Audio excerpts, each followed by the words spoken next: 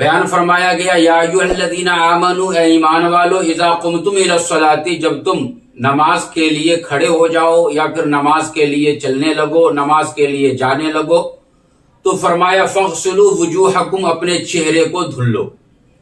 یہاں پہ سوال پیدا ہوتا ہے، کئی لوگ کرتے بھی ہیں سوال کہ بھائی چہرہ ہم کہاں سے کہاں تک دھلیں گے؟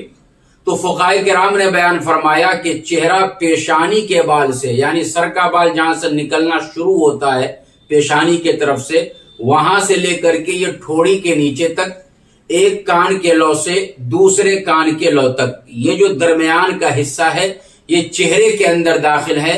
یہ چہرہ کو آپ کو وضو کے اندر دھلنا فرض ہے۔ یاد رکھیے اگر سوئی کے ناکے کے برابر بھی اس درمیان میں کوئی حصہ سوکھا رہ گیا تو پھر آپ کا وضو نہیں ہوگا۔ تو اللہ پاک نے قرآن کریم کے اندر چہرہ دھلنا وضو میں فرض قرار دیا۔